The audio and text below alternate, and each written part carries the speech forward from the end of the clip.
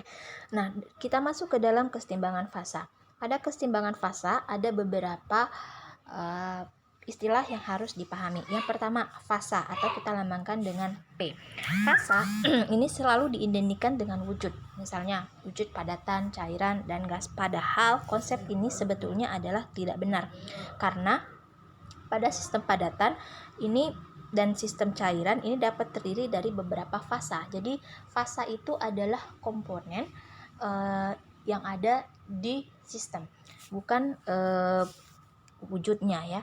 Tapi fasa itu adalah komponen, walaupun memang secara kasat mata atau secara fisik kita akan melihatnya sebagai wujud, karena fasa itu sendiri terdiri dari fasa padat, fasa cair, atau fasa gas. Sementara gas itu cenderung bercampur secara sempurna, sehingga dalam satu sistem gas itu hanya terdiri dari satu fasa.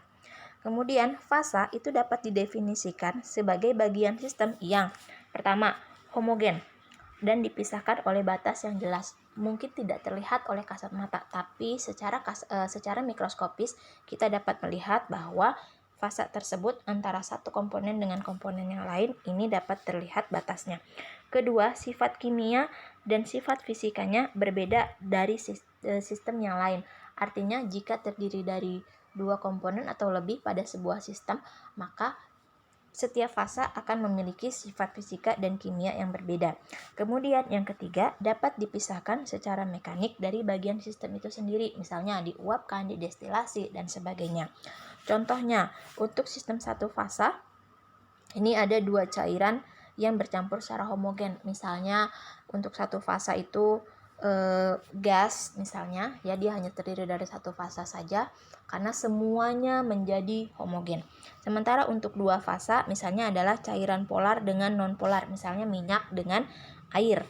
Nah, itu jelas antara minyak dengan air ada batas yang memisahkan dan juga dapat dipisahkan secara mekanik. Kemudian yang ketiga, sistem tiga fasa. Di sini ada fase padatnya, ada fase cairnya, ada fase gasnya. Misalnya ada dalam satu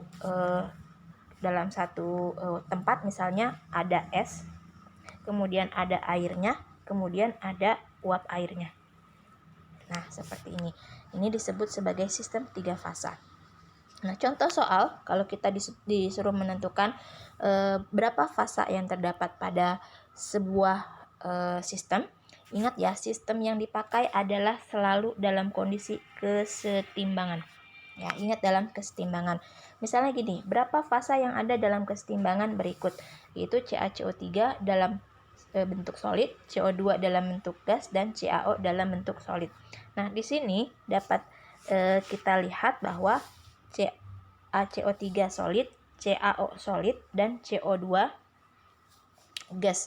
Maka seluruhnya yaitu ada 3 fasa, yaitu fasa gas 1, solid 2.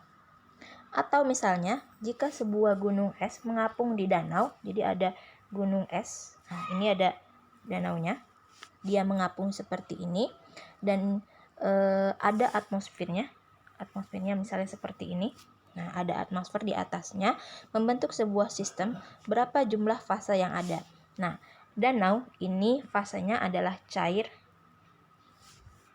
Oke, kemudian gunung es ini adalah fasenya padatan. Sementara atmosfer adalah gas.